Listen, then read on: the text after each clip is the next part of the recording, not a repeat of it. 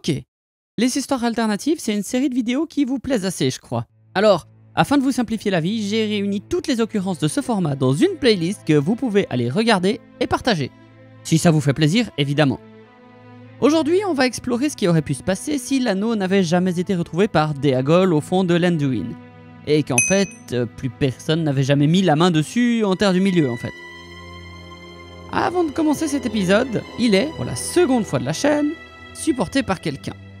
Je peux pas parler de sponsor sur ce coup parce que j'ai offert d'en parler gratuitement. Il s'agit de Store of the Ring, une boutique en ligne Seigneur des Anneaux. Lien en description, on en reparle un peu plus vers la fin de la vidéo.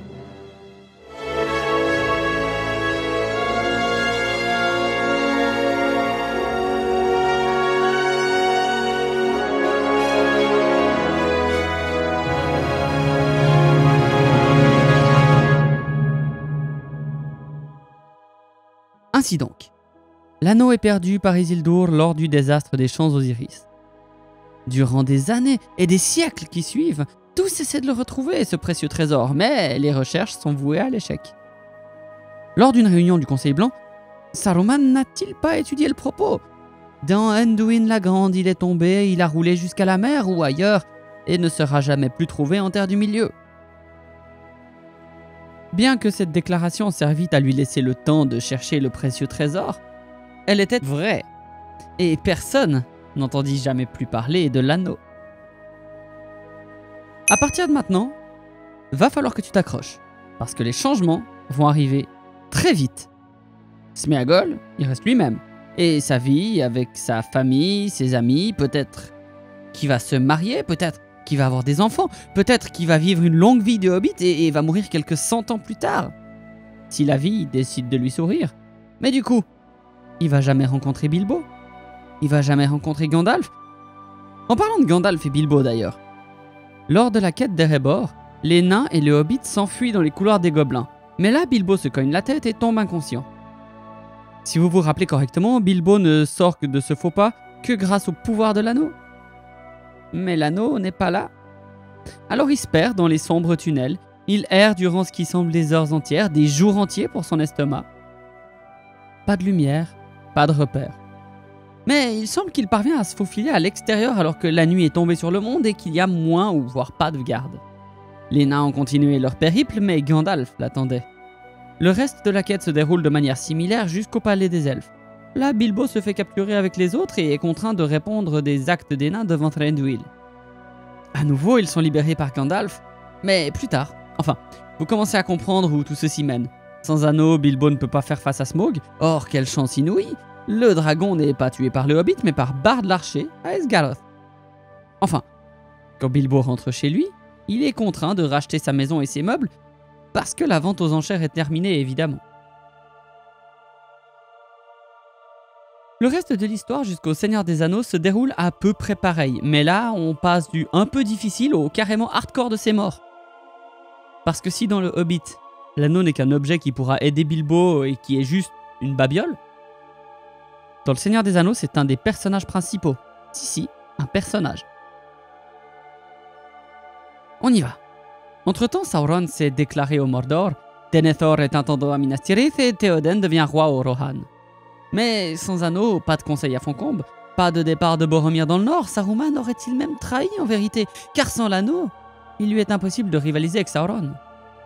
Jamais Frodo ne serait allé à Foncombe, ni Gimli, ni même Glóin. Qu'est-ce que Legolas irait y faire? Ainsi, la quête qui devra mener une compagnie dans le sud est simple.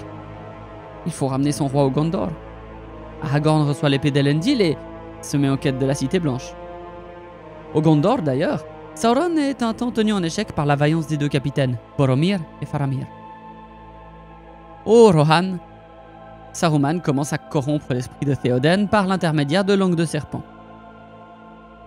Gandalf décide d'aider Aragorn dans sa quête et lui conseille de ne pas se rendre trop directement au Gondor, car Denethor est fier et ne laissera pas la place à un roi de plein gré, fût-il prouvé venant de la lignée d'Elendil. Durant ce temps, les royaumes du nord et de l'est, Erebor, le royaume de la forêt, Esgaroth, sont attaqués par Sauron depuis Dol Guldur. L'influence du Seigneur des Ténèbres se répand et rien ne semble pouvoir l'arrêter, hormis la vaillante déclinante du Gondor. Les hommes des fiefs sont appelés en renfort et l'Ithilien est repris pour un temps. Faramir investit Enethanoun et revêt l'habit du rôdeur d'Ithilien. Boromir est en charge de la défense du dernier pont à Osgiliath.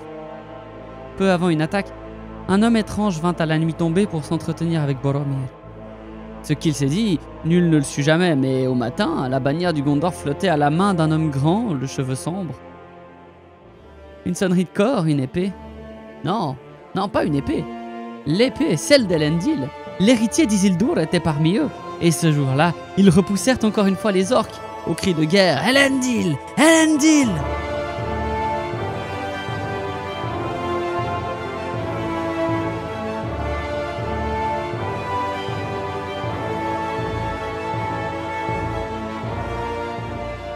L'intendant ne se soumettra pas à votre lignée, Aragorn. Son fils le fera.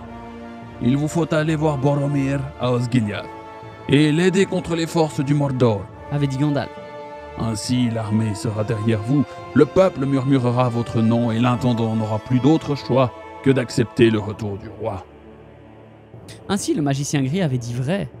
Encore une fois, Aragorn fut porté en triomphe, et lui et Boromir devinrent proches, car si le titre de roi attendrait, Sauron, lui, n'attendrait pas pour attaquer.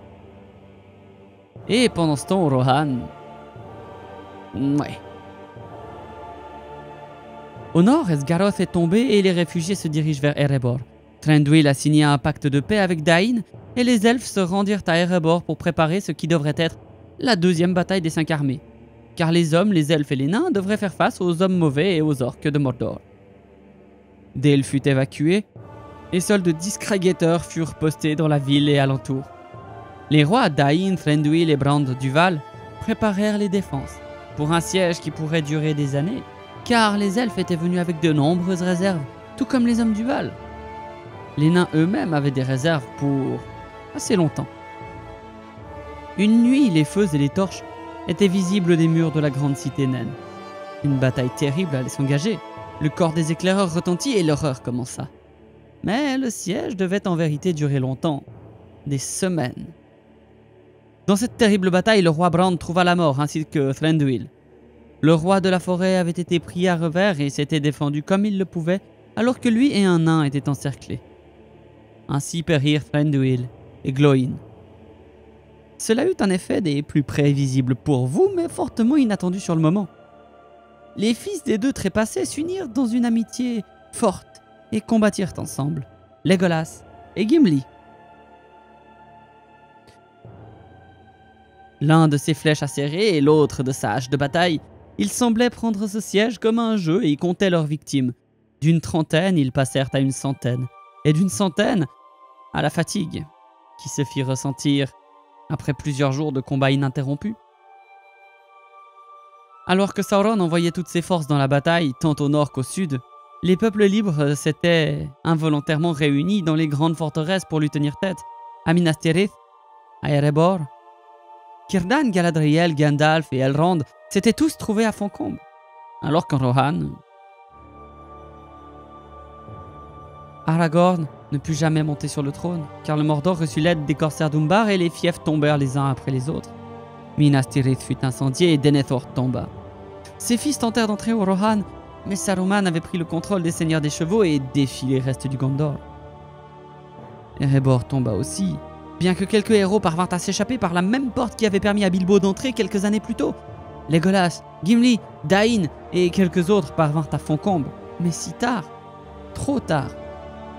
Que pourrait Gandalf, Radagast, Elrond, Galadriel ou même Círdan contre la puissance de Mordor? Le Gondor n'était plus, le Rohan était tombé.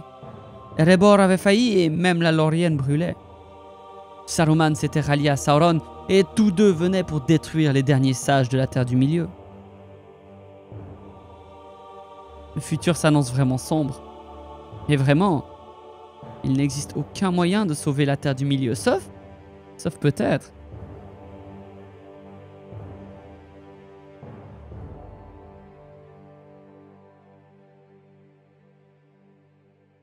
Un tour sur la boutique Store of the Ring, à tout hasard.